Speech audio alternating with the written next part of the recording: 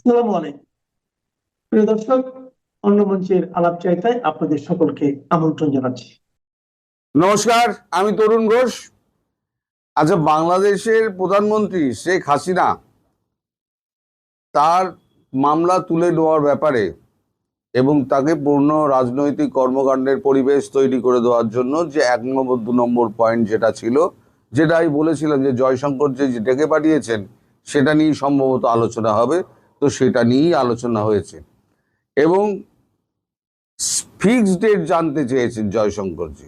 বলেছেন আমি খুব ব্যস্ত মানুষ, আমার সময় খুব কম, কম কথায় আসল কাজটা করুন, কম কথার মধ্যে। কারণ জয়শঙ্করজিরও প্রচুর ওভারলোডেড জয়শঙ্করজি, মানে যেখানে এখন কমনওয়েলথে ওখানে গেছে সেখানে লম্বা লাইন পড়েছে তার সঙ্গে দেখা করার জন্য। তিনি 5-7 মিনিটের মতো বেশি কথা বলতে পারছেন না। মানে এটা খলিলুর রহমানের কথা যে তিনি এত ওভারলোডেড, তিনি মেজাজ হারাচ্ছেন না, কিন্তু সবাইকে অল্প অল্প সময় ভাগ করে করে দিচ্ছেন এবং কাজের কথাটুকু বলে বেরিয়ে যাও, এইটা হচ্ছে ব্যাপার। এখন ফিক্সড ডেট যেটা জানতে চাওয়া হয়েছে সেটা আপনাদের ওইখানে যখন বৈঠক হয় সেই সময়তে আপনাদের আইনমন্ত্রী অ্যাডভোকেট আসাদুজ্জামানকে ফোন করা হয়। আসাদুজ্জামানকে ফোন করে বলা হয় যে বিশেষ একটা আপনারা কমিটি করুন, কমিটি করে 16 তারিখের মধ্যে, এই মাসের 16 তারিখের মধ্যে এই ব্যাপারে সিদ্ধান্ত নিতে হবে এবং সেটা মানে আদালতের কাছে পেশ করতে হবে যে আমরা এরকম কোনো এই যে 12টা হত্যা মামলা, বিভিন্ন 12টা হত্যা মামলা তার বিরুদ্ধে দেওয়া হয়েছে, সেই হত্যা মামলাগুলো আমরা তুলে নিতে চাই, কারণ এগুলো হচ্ছে ফলস, ফেব্রিকেটেড। মানে ফলস অ্যান্ড ফেব্রিকেটেড, সেটা কিন্তু এর আগেও কিন্তু যিনি আইনজীবী তিনিও কিন্তু তুলেছিলেন যে এইগুলো ফলস এবং ফেব্রিকেটেড প্রমাণিত, ওই চার্জশিটের মধ্যে প্রমাণিত। তাই 16 তারিখের মধ্যে এইটা ভারতবর্ষকে জানাতে হবে, জানালে পরে ভারতবর্ষ সেই অনুযায়ী কাজ করবে, পরবর্তী কাজগুলো করবে। মানে হেল্প করার ব্যাপারটা, বাংলাদেশকে হেল্প করার ব্যাপারটা পরবর্তী পর্যায়ে পড়বে। আচ্ছা, আপনারা তো জানেন যে সবাই কালকে আপনারা জেনে গেছেন যে 87 জন সমন্বয়ক আপনাদের সমস্ত রিজাইন করেছে, একযোগে 87 জন রিজাইন করেছে। এখন রিজাইন করার কারণটা কি? রিজাইন করার কারণটা হচ্ছে যে পাপ করেছিল না, সে পাপ থেকে হাত দিয়ে ফেলার চেষ্টা, যে আমি তো আর এখন সমন্বয়ক নেই, তোমাদের উপরে যে অত্যাচার করেছিলাম আমরা ওর মধ্যে আমরা নেই, আমরা দল ছেড়ে দিয়েছি, আমাদের সঙ্গে পোষায়নি, আমরা ওর মধ্যে ছিলাম না। কিন্তু তা করে কি আর পিঠ বাঁচানো যাবে? এখন ব্যাপার হচ্ছে যেটা, সেটা হচ্ছে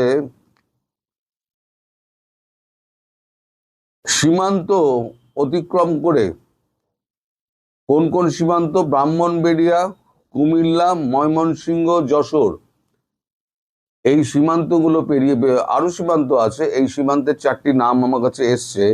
এই সীমান্ত পেরিয়ে দলে দলে আওয়ামী লীগ নেতারা যারা ভারতে অবস্থান করছিলেন তারা নিজ নিজ বাসস্থানে ফিরে যাচ্ছেন এবং তারা গিয়ে আস্তে আস্তে দলের হাল ধরবেন। সেটা কিন্তু শেখ হাসিনার নির্দেশ এবং তারা অলরেডি ফিরতে শুরু করেছেন। এই যে ফিরতে শুরু করেছে না, যখনই আওয়ামী লীগ নেতারা, তখনই এদের প্রাণবায়ু বেরিয়ে যাওয়ার জোগাড়, যে আওয়ামী লীগ যদি পথে নামে তাহলে আমাদের কি অবস্থা হবে।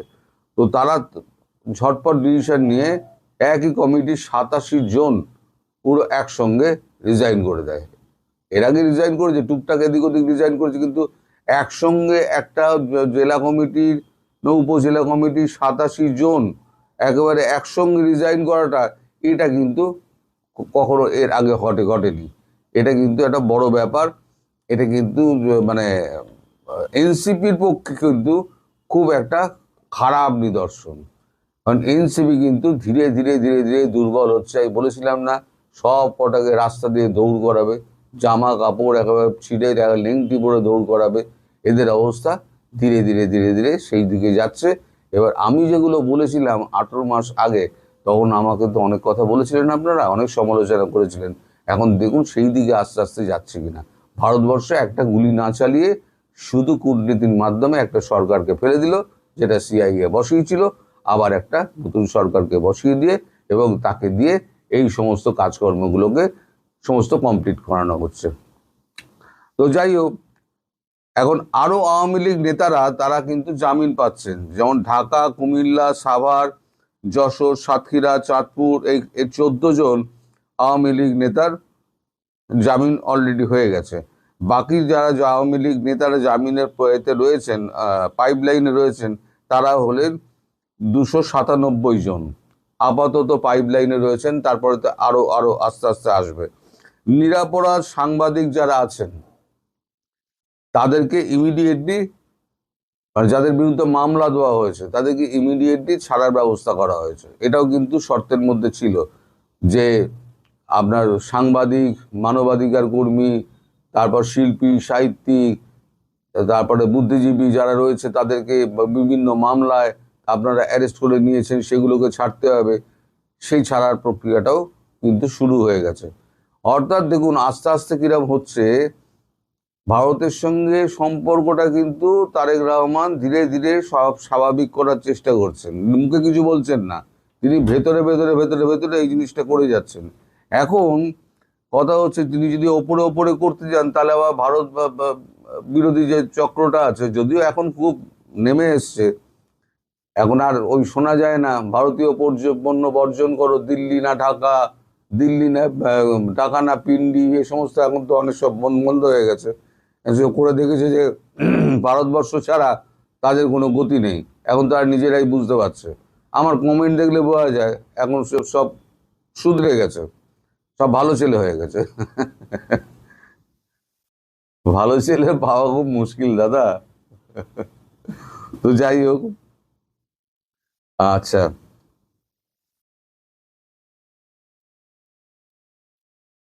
এই যে আওয়ামী লীগকে যে ব্যান করার ব্যাপারটা, এটা একটা নির্বাহী আদেশের মাধ্যমে কোর্টের কাছে দেওয়া হচ্ছে, কোর্টের ঘাড়ে ফেলে দেওয়া হলো, কোর্ট মারফত এটাকে বাতিল করানো হবে।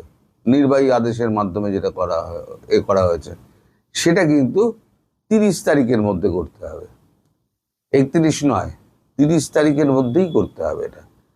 আর আওয়ামী লীগের নেত্রীর ব্যাপারটা হচ্ছে 16 তারিখের মধ্যে সমস্যার সমাধান করতে হবে।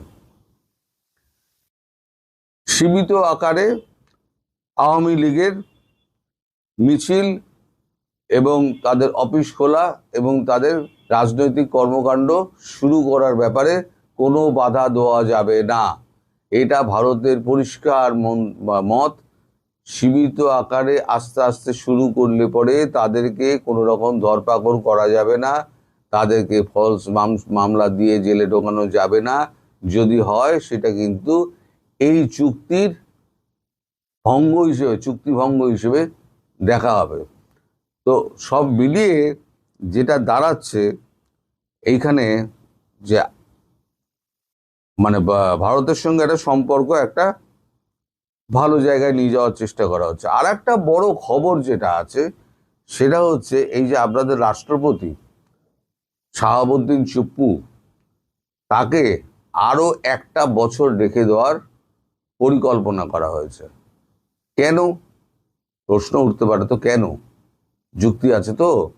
এই যুক্তিটা হচ্ছে এখনই যদি তাকে ছেড়ে দেওয়া মানে করা হয়, যদি তাকে সরিয়ে দেওয়া হয়, তাহলে পরে এই যে 5 বছর তারা ক্ষমতায় থাকবে বলে যেটা আশা করছে, এই 5 বছরে তাহলে পরে আবার নতুন রাষ্ট্রপতি চলে আসবে। এখনই যদি ওনাকে ছেড়ে দেওয়া হয়, তাহলে ওনাকে যখন ছেড়ে দেওয়া হবে 1 বছর বাদে, তখন 1 বছর আওয়ামী লীগে বিএনপি কমপ্লিট হয়ে যাবে সরকার, তাহলে বাকি থাকবে 4 বছর। কিছুটা হাতে ওই আপনার পরবর্তী রাষ্ট্রপতি, তিনি যিনি হোক, তিনি হাতে থাকবেন। এটা হচ্ছে একটা প্ল্যান।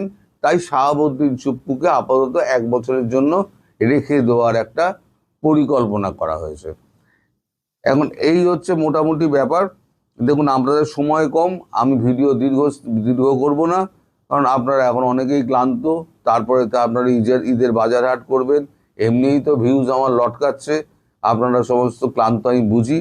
আপনারা দেখতে দেখার সময় পাচ্ছেন না তার মধ্যে আর ভিডিওকে বাড়িয়ে আর লাভ নেই। আপনারা সবাই সুস্থ থাকবেন। শেখ হাসিনা কে?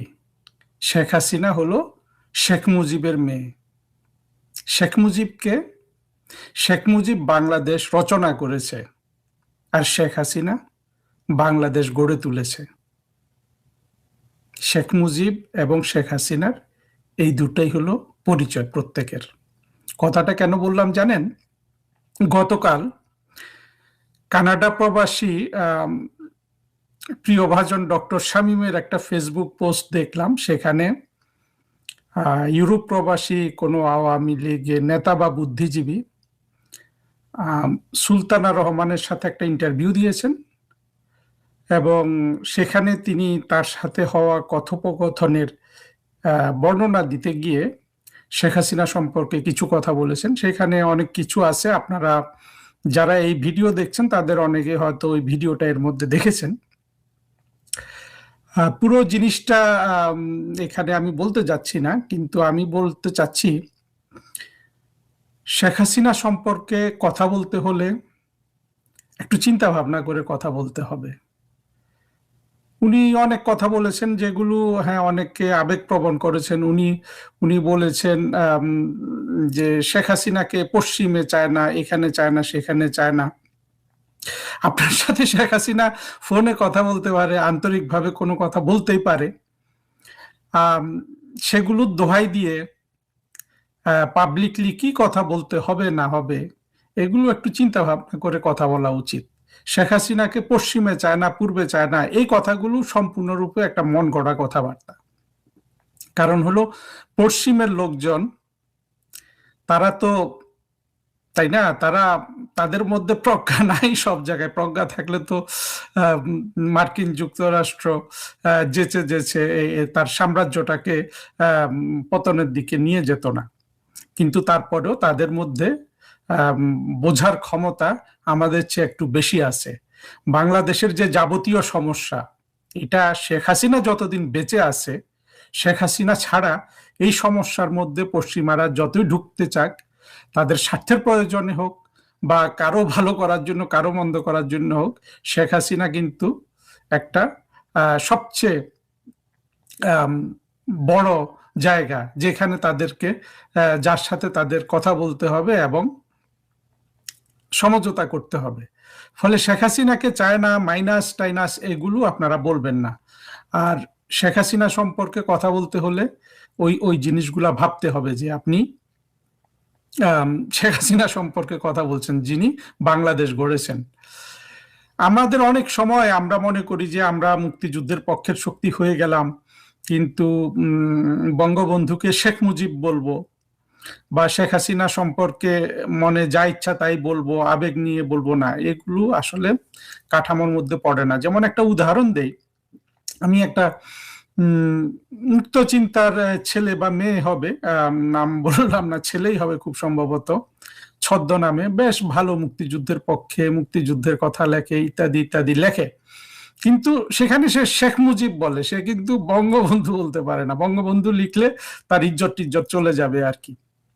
বিষয়টা দেখেন, আপনি বঙ্গবন্ধু কথাটা যখন আপনি শেখ মুজিবে রূপান্তর করবেন লিখতে গেলে, আপনি যদি বাংলাদেশের মুক্তিযুদ্ধ, বাংলাদেশ যেভাবে সৃষ্টি হয়েছে এবং বাংলাদেশের যে আকাঙ্ক্ষা, সেখানে যদি আপনি বঙ্গবন্ধু উচ্চারণ করতে লজ্জা পান, আপনি যত বড় বুদ্ধিজীবী হন, মুক্ত চিন্তক হন, চিন্তক শব্দটা শুদ্ধ কিনা আমি জানি না, চিন্তাবিদ বা যাই হন না কেন, আপনি ওই মূল ধারায় কিন্তু আপনি ঢুকতে পারেননি। মূল ধারায় ঢুকতে হলে বঙ্গবন্ধু বলতে হবে, কারণ বঙ্গবন্ধু কথাটা আমাদের মুক্তিযুদ্ধের একটা বৈশিষ্ট্যগত শব্দ। এই শব্দটা শুধু শেখ মুজিব বঙ্গবন্ধু বা বঙ্গবন্ধু নামটা ওই দেশবন্ধু থেকে নকল করে দিয়েছে সলিমুল্লাহ খানরা যেসব তর্ক তোলে, সেগুলো দিয়ে এটা সারা যাবে না। বঙ্গবন্ধু কথাটা হলো যে আপনি যদি মুক্তিযুদ্ধের বাংলাদেশকে শ্রদ্ধা করেন, আপনি যদি মুক্তিযুদ্ধের বাংলাদেশে বসবাস করতে চান, সেই ক্ষেত্রে আপনাকে বঙ্গবন্ধু কথাটা আপনার মুখ থেকে বের হতে হবে, আপনার কলম থেকে বের হতে হবে। যদি ওইটুকুন বের না হয়, তাহলে আপনি কিন্তু ছদ্মবেশী, আপনি কিন্তু আসলে আপনার বুদ্ধি দিয়ে, আপনার পড়ালেখা দিয়ে, আপনার চিন্তা দিয়ে আপনি মাত করতে এসেছেন। আপনি কিন্তু মুক্তিযুদ্ধের চেতনার বাংলাদেশকে প্রতিষ্ঠিত করতে আসেননি। যাই হোক, একটু প্রসঙ্গতা গেলাম, কিন্তু আবার প্রসঙ্গে আসি। শেখ হাসিনা সম্পর্কে আমরা অনেকেই সমালোচনা করি। সমালোচনা যুক্তি নির্ভরভাবে আমি বিশ্বাস করি যে করা যেতে পারে। শেখ হাসিনার সমালোচনা করা যেতে পারে, বঙ্গবন্ধুর সমালোচনা করা যেতে পারে। ওই কথাটা মনে রাখতে হবে, সেটা হলো শেখ মুজিব বাংলাদেশ সৃষ্টি করেছে, শেখ হাসিনা বাংলাদেশ গঠন করেছে। দেখেন, এতটাই গঠন করেছে যে বাংলাদেশের যদি কোনো অর্জনের উপর আপনি হাত দেন, একটা অর্জন কিন্তু কারো নাই যেটা শেখ হাসিনা নিজে ঘটাননি। আপনি বাংলাদেশের সাথে ভারতের সম্পর্ক বা বিদেশের সম্পর্ক কোনটা আপনি দেখবেন, বাংলাদেশের যত সাফল্য আছে, এমনকি পররাষ্ট্রনীতিতেও, সেই ভারতের সাথে কোনটা বলবো, সমুদ্র সীমা নির্ধারণ, মিয়ানমারের সাথে সমুদ্র সীমা নির্ধারণ, তারপরে পার্বত্য চট্টগ্রামের শান্তি চুক্তি, কিংবা বাংলাদেশের বড় অবকাঠামো বলেন, কিংবা বড় বড় বাংলাদেশের যত বড় দৈব দুর্বিপাক, প্রাকৃতিক দুর্যোগ, মানব সৃষ্ট দুর্যোগ, যেমন 98 সালের বন্যা, কিংবা 19, 20, 21 সালের যে কোভিড মহামারী, এগুলো কে সামাল দিয়েছে? এগুলো কিন্তু শেখ হাসিনা সামাল দিয়েছে। আজকে আপনি দেখেন, ইরানে একটা যুদ্ধ হলো, 1 সপ্তাহ 10 দিন ধরে বাংলাদেশের মানুষের কিন্তু ত্রাহি ত্রাহি অবস্থা। তারেক রহমান কি করলেন? উনি ভারত থেকে তেল আনছেন, এগুলো সব আপনারা জানেন, ডিটেলসে যেতে চাই না, কিন্তু ওটার কিন্তু নির্মাণ করে গেছেন কিন্তু শেখ হাসিনা। হ্যাঁ, এখানে আমি আজকে জঙ্গিদের গালি দেওয়ার জন্য আসিনি, কারণ জঙ্গিদেরকে আমাদেরকে মানে ভিন্নভাবে এখন থেকে দেখতে হবে। কিন্তু শেখ হাসিনা সম্পর্কে কথা বলার সময় আপনাকে মনে রাখতে হবে যে আপনি যখন শেখ হাসিনা সম্পর্কে কথা বলছেন, আপনার এখানে আবেগ আসতে পারে, কিন্তু আবেগটা যেন এমন পর্যায়ে না যায় যেটা শেখ হাসিনার যথার্থতা, শেখ হাসিনা সম্পর্কে কি বলা উচিত, কি বলা উচিত নয়, সেই জিনিসগুলো যেন অতিক্রম না করে। অনেক সময় আমরা অনেক কিছু আবার অনেকে আমি নেত্রীর ক্লোজ বা ইত্যাদি বলে আমার সাথে মন খুলে কথা বলতেই পারেন উনি মন খুলে কথা, কিন্তু সেগুলা কে একটু গুরুত্ব সহকারে চিন্তা করতে হবে যখন পাবলিকলি আপনি কথা বলবেন। আর শেখ হাসিনার এরপরে আবার আমি আরেকটা অডিও শুনলাম বিপুল টকে যে সাইফুল আমিন কথা বলেন, তো উনি তো বেশ প্রজ্ঞার সাথে সবকিছু বর্ণনা করেন, আপনারা সেগুলো শুনেন। আওয়ামী লীগের দেখেন, আওয়ামী লীগ ফিরে আসবে না, শেখ হাসিনা কিছু করতে পারছে না, এগুলো এত ছেলে মানুষই ভাবনা নয়। এগুলোর মধ্যে আপনার সবার থেকে শেখ হাসিনার অভিজ্ঞতা অনেক বেশি। শেখ হাসিনা অর্ধ শতাব্দী এই বাংলাদেশকে প্রত্যক্ষ বা পরোক্ষভাবে চালিয়েছেন এবং চালাচ্ছেন। সেই শেখ হাসিনার অভিজ্ঞতা আমার আপনার অভিজ্ঞতা সমান নয়। আর আওয়ামী লীগ যে ফিরে আসবে এটা এখন দেখেন না, তারেক রহমানের আপনার এই সরকার, আমি নিজেও তারেক রহমানকে কিছু পরামর্শ দিয়েছি, কিন্তু তারেক রহমানের এখন কি আর সেগুলো শোনার সময় আছে? আমরা তো আওয়ামী লীগের মানে প্রধানমন্ত্রী শেখ হাসিনার মন্ত্রীদের নিয়ে হাসাহাসি করি, সমালোচনা করি, কিন্তু আপনার কিছুদিন আগে দেখেন নাই এই যে তারেক রহমানের 2-3 সপ্তাহ মন্ত্রী সবার মন্ত্রীরা এক একজন কি করছে, জ্বালানি মন্ত্রী কি বলছে, কিংবা আপনি ওই যে উপদেষ্টা নামে একটা ছেলে দেখলেন না, কোথায় যেন প্লেনে উঠে না কোথায় গিয়ে যে বাংলাদেশের যে ব্রিটেনের যে হাই কমিশনার ছিল আবিদা ইসলাম, তাকে প্রত্যাহার করা নিয়ে কিভাবে সিলেটি ভাষায় কথা বললো দেখেন নাই? এগুলো কি কোনো যোগ্যতা প্রমাণ? আমি তো এই ছেলেটা চেহারা দেখার জন্য আমি উন্মুখ ছিলাম, যেহেতু সে পররাষ্ট্র মন্ত্রণালয়ে বা পররাষ্ট্র বিষয়ক উপদেষ্টা হয়েছে নতুন প্রধানমন্ত্রীর। তো যা হোক, ভালোভাবে আপ্যায়িত হলাম আর কি। এই ছেলেটা কি হুমায়ুন কবির নাম, এইসব অর্বাচীনরা এখন রাষ্ট্র চালাচ্ছে। শেখ হাসিনা সরকারের মন্ত্রীদের আপনি অনেক খারাপ কথা বলতে পারবেন, আমরা অনেক কিছু বললাম না, এখন তুলনা করতে চাই না, সেগুলোর মধ্যে কিন্তু এক ধরনের শিক্ষা দীক্ষা ছিল। কিন্তু এই হুমায়ুন কবির যেটা দেখালো, সেখান থেকে কিন্তু তারেক রহমানের মন্ত্রিসভায় কিছু ওনাদের দলের সিনিয়র নেতা আছেন, কিন্তু সাথে সাথে তো এই বাটপার গুলাও আছে। এই যে বাংলাদেশের অত্যন্ত খবিশ টাইপের একটা চরিত্র, চোরা কারবারি, অস্ত্র চোরা কারবারি, কি প্রিন্স মুসা শমশারের ছেলে ববি হাজ্জাজ, তার সাথে আছে ওই যে লম্বা ছেলেটা, ঢুকেই নাকি চুরিদারি শুরু করে দিয়েছে। লম্বা ছেলেটার কি নাম, যাই হোক, নাম আপনারা সবাই জানেন, জোনায়েদ সাকি। এইরকম নূর টুর কতগুলো অসংখ্য আজে বাজে ছেলেকে উনি ঢুকিয়েছেন না ওনার সরকারে। একে 6 মাস যেতে দিন, 8 মাস যেতে দিন, দেখেন ওরা কোথায় যায়। আসলে বাংলাদেশের যেটা হয়ে গেছে কি জানেন, বাংলাদেশে শেখ হাসিনা গত 3টা টার্মে বাংলাদেশকে অনেক কিছু দিয়ে দিয়েছিলেন, সেটা বাংলাদেশের মানুষের সহ্য হয় নাই। এবং বাংলাদেশের আমাদের মুক্তিযুদ্ধের পক্ষে আমাদের যেটা ব্যর্থতা, সেটা হলো যে আমরা জঙ্গিবাদ উচ্ছেদে সেই দিকটা আমরা নজর দিতে পারিনি। জঙ্গিবাদ উচ্ছেদকে আমরা ইসলাম ধর্ম উচ্ছেদের সাথে চিন্তা করেছি। ফলে যেটা হয়েছে কি, জঙ্গিরা সব কিছু কিন্তু মিথ্যা বলেছে, সব কথাবার্তা মিথ্যা কথা বলে এই ভারত আর হিন্দু ঘৃণা ছড়িয়ে এই এই এই এই অবস্থাটা করেছে, বাংলাদেশে সর্বনাশ ঘটিয়েছে 2024 সালের আগস্ট মাসে। আর বাকি যেসব দুর্নীতি বলুন, এই তারপরে গুম খুন, এগুলো ছিল সব আসলে তৈরি করা কাহিনী। কিছু স্বাধীনতা বিরোধী মৌলবাদী বাংলাদেশের 5-7% মানুষ, তাদের এখানে সেখানে একটুখানি নাড়া দেয়া হয়েছে, সেটাকে তারা তার দক্ষতার সাথে বিভিন্ন ধরনের আপনার অপপ্রচারের মাধ্যমে শেখ হাসিনা সরকারকে এবং বিদেশি শক্তিগুলোর সাথে একত্র হয়ে তারা শেখ হাসিনা সরকারের কে পেছনে ফেলতে বা হটিয়ে দিতে সক্ষম হয়েছে। কিন্তু তাতে তো বাংলাদেশের কোনো লাভ হয়নি। বাংলাদেশে কি পরিমাণ দুর্নীতি হয়েছে ইউনূসের সময়ে, শুধু ইউনূস ব্যক্তিগতভাবে কত কত টাকা তুলে নিয়েছে, এটা বাংলাদেশের সব মানুষ জানে। তারপরে এখন তারেক রহমানকে আমরা ভেবেছিলাম যে হয়তো একটা দ্বিদলীয় ব্যবস্থার দিকে উনি যাবেন। উনি দ্বিদলীয় ব্যবস্থার যে আশা আকাঙ্ক্ষা বাংলাদেশের মানুষের মনে তৈরি হয়েছিল 1990-91 সালে, সেটা কিন্তু তার মা প্রধানমন্ত্রী খালেদা জিয়া প্রথম নষ্ট করেন সেই মাগুরার ইলেকশন করে। এগুলা কিন্তু আমাদের ভুলে গেলে চলবে না। তারপরে তারেক রহমান কিন্তু আবার নষ্ট করেন সেই সময়, এই 21শে আগস্টের গ্রেনেড হামলা চালিয়ে। এগুলা কিন্তু শেখ হাসিনা নষ্ট করে নাই। শেখ হাসিনা 2001 সালে 1996 সাল থেকে 2001 সাল পর্যন্ত সরকার পরিচালনা করে সংবিধানে যেইভাবে ছিল সেইভাবে লতিফুর রহমানের অধীনে তত্ত্বাবধায়ক সরকার গঠন করে সেই সরকারের হাতে ক্ষমতা প্রদান করে কিন্তু শেখ হাসিনা গণতান্ত্রিক ব্যবস্থায় ফিরে এসেছিলেন। তারপরে বিএনপি নির্বাচিত হয়ে 2006 সাল, একেবারে 2004 সাল থেকে তারা এই তত্ত্বাবধায়ক সরকারটাকে নষ্ট করেছে। প্রথমে প্রধান বিচারপতির বয়স বাড়িয়ে যাতে বিচারপতি হাসান সে লোক হতে পারে, তত্ত্বাবধায়ক সরকারের প্রধান হতে পারে। তারপরে কত কিছু তারা করেছে। এর মধ্যে আবার 2001 সালের 21শে আগস্টে গ্রেনেড হামলা করেছে, পুরো আওয়ামী লীগকে মেরে ফেলতে চেয়েছিল। যেমনটা মেরে ফেলার একটা চেষ্টা চলেছিল বা আরো বড় গতিতে, সেটা হলো যে 2024 আগস্ট মাসে, তাই না?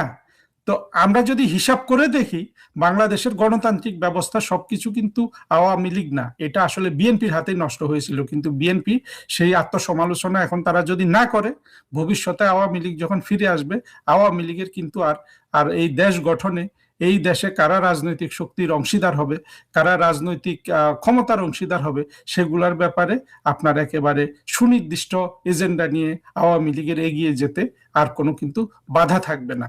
তাতে সেই 1970 সালে যারা বঙ্গবন্ধুকে সমর্থন করে নাই, অর্থাৎ আওয়ামী লীগকে ভোট দেয় নাই, সেই 30% মুসলিম লীগ থেকে শুরু করে বাংলাদেশের সব স্বাধীনতা বিরোধী জঙ্গি মৌলবাদী শক্তি কিন্তু এই পরবর্তীতে যে রাজনৈতিক ব্যবস্থা আসবে, যদি তারেক রহমানের মধ্যে যেই প্রজ্ঞা আমরা আশা করেছিলাম, কারণ আমি ব্যক্তিগতভাবে চাই যে বাংলাদেশে একটা দ্বিদলীয় ব্যবস্থা থাকুক, দ্বিদলীয় ব্যবস্থা সেটা যদি বিএনপি আওয়ামী লীগের মধ্যে হয়, সেটা খারাপ কিছু নয়, কিন্তু সেটা তো হতে হবে মিনিমাম কিছু ডিনোমিনেশন তো থাকবে, অর্থাৎ আমাদের মুক্তিযুদ্ধের যে যে যে যে যে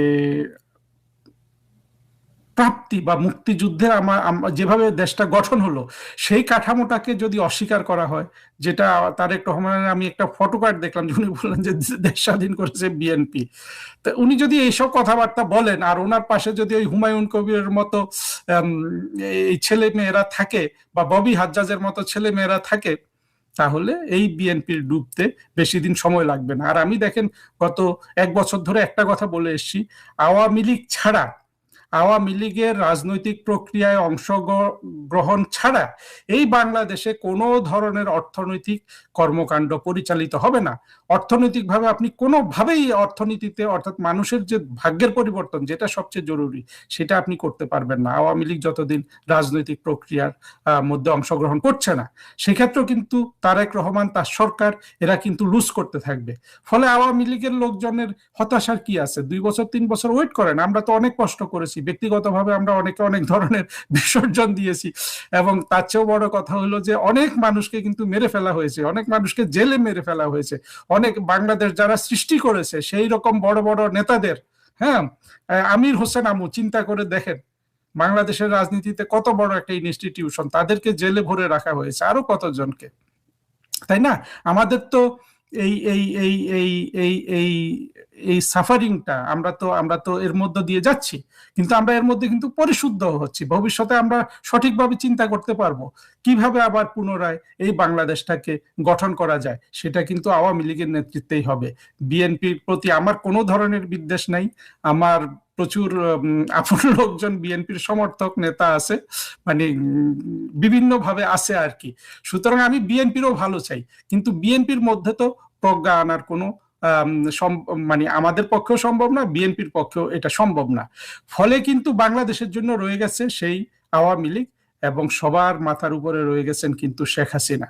ফলে শেখ হাসিনা সম্পর্কে আমরা যে যা জানি সেটাকে বাড়িয়ে বলা, বা শেখ হাসিনা সম্পর্কে, আওয়ামী লীগের যত বড় নেতাই হন, শেখ হাসিনা সম্পর্কে কথা বলতে হলে ওই সেন্সটা আপনার গ্রো করতে হবে যে কতটুকু বলা যায়, কতটুকু বলা যায় না, কিভাবে আওয়ামী লীগকে সমালোচনা করতে হয়, আওয়ামী লীগকে বা কিভাবে উপরে উঠাতে হয়, সবকিছু কিন্তু আপনাকে মাপজোক করে শিখে নিতে হবে।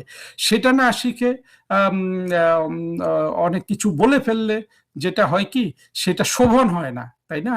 এই শোভনতাটা আমাদের দরকার। এটা আওয়ামী লীগের লাভ লস কিছু নাই। আওয়ামী লীগ, আমি দেখবেন আপনারা আরো 1-2 বছর যাক, এই আওয়ামী লীগই বাংলাদেশ শাসন করবে, এবং সেটা শেখ হাসিনা, আমরা সবাই জানি উনি সুস্থ আছেন, উনি ভালো আছেন। আরে ভাই, শেখ হাসিনা এত বড় বড় আঘাত পাওয়ার পরে, হ্যাঁ, 1975 সালের হত্যাকাণ্ডের পরে এই শেখ হাসিনা বাংলাদেশ গড়ে তুলেছে, বাংলাদেশ চালিয়েছে, 16 ঘন্টা 18 ঘন্টা কাজ করেছে, এটা তো শত্রু মিত্র সবাই জানে। সেই শেখ হাসিনা এখন তার অবসর লাগবে, এইটা আপনি তাহলে শেখ হাসিনাকে বোঝেন নাই। শেখ হাসিনা অবসর নেওয়ার জন্য উনি এই পৃথিবীতে আসেন নাই, এবং এই 18 ঘন্টা পরিশ্রম অবসর নিয়েই করতে হয়, অর্থাৎ শেখ হাসিনার কাছে কাজটাই কিন্তু অবসর। আমার একটা উপন্যাসের নাম বলি, যে যাকে নামটাম বলি কি, এগুলো তো সমাজে কোনো গুরুত্ব নেই, সেখানে একটা বড় চরিত্র একটা কথা বলেছে যে হ্যাঁ, আমি তো, সে খুব কাজ করে ভদ্রলোক। আচ্ছা, উপন্যাসের নাম বলি, নাম হলো love in the time of cholera, Gabriel Garcia মার্কেজের লেখা। সেখানে যাই হোক, একটা চরিত্র অনেকদিন আগে পড়া, ভুলে গেছি, সে অনেক কাজ করে বলে যে আপনি একটু বিশ্রাম নেন, বলে যে আমি যখন কবরে যাব আমি প্রচুর বিশ্রাম নেওয়ার সময় পাবো। শেখ হাসিনা যখন কবরে যাবেন উনি প্রচুর বিশ্রাম নিবেন, এখনো উনি বিশ্রাম নিচ্ছেন। বিশ্রাম না নিলে তো উনি কিন্তু ওই দিনে 18 ঘন্টা কাজ করতে পারবেন না। আপনি কাজ করে দেখুন, দিনে 18 ঘন্টা, 4 ঘন্টা ঘুমিয়ে দেখুন কয় মাস টিকতে পারেন। শেখ হাসিনা তো 40-50 বছর টিকেছে, সেই শেখ হাসিনা বাকি জীবনও কিন্তু ওইভাবেই টিকে থাকবে। শেখ হাসিনার সক্ষমতা, শেখ হাসিনার চিন্তা, শেখ হাসিনার মেধা, যোগ্যতা, এগুলো নিয়ে কেউ কিন্তু ওই প্রশ্ন করতে আসবেন না, এবং এগুলো বলে আওয়ামী লীগকে দুর্বল, মানে জ্ঞানত তো করছেন না, কিন্তু না বুঝে মানে ওই জায়গায় এখন যেহেতু একটু সময়টা খারাপ, এই খারাপ সময়ে মানুষের অনুভূতিগুলোকে আরো বেশি কি বলে কষ্টের মধ্যে ফেলে দেওয়ার চেষ্টা করবেন না। সবার শুভ বুদ্ধির উদয় হোক। কি জানেন, কারণ এখন আওয়ামী লীগ ক্ষমতায় নেই, আওয়ামী লীগের দুর্নীতিবাজ নাই, তাই গরুর দাম কম। এটা বাংলাদেশের একজন মন্ত্রী পদমর্যাদার উপদেষ্টা সাহেব বলেছেন। বুঝতে পারছেন তো গরুর দাম কেন কম? কারণ হচ্ছে এখন ক্রেতা নাই। ক্রেতা নাই কেন? কারণ দুর্নীতিবাজ নেই। আলাপ শুনছেন তো? এরপরে না জানি কবে বলবে যে কারেন্ট নাই কেন? কারণ আওয়ামী লীগ নাই। কারণ দুর্নীতিবাজেরা তো কারেন্টের ব্যবসা করেছিল, ভারত থেকে কারেন্ট আসছিল। কারেন্ট নাই কারণ কি? আওয়ামী লীগ নেই। আবার কয়দিন পরে বলবে দেশে বিয়ের শাদী নাই, কারণ কি? কারণ আওয়ামী লীগ নাই, তাই বিয়ের শাদী নাই। কয়দিন পর যখন মানুষ না খেয়ে মারা যাবে বলবে যে আওয়ামী লীগ নাই, দুর্নীতি নাই, তাই চাউল কেনার টাকা আর লোক নাই। তাই না? পড়ালেখা করার এখন আর ছাত্র নাই, কারণ কি? কারণ দুর্নীতিবাজ লোক নাই। কারণ আওয়ামী লীগ নাই, দুর্নীতি করবে কে? দুর্নীতি না হলে পড়ালেখা করবে কে? তাই এখন কলেজ স্কুল দরকার নেই, সব মাদ্রাসায় যাবা।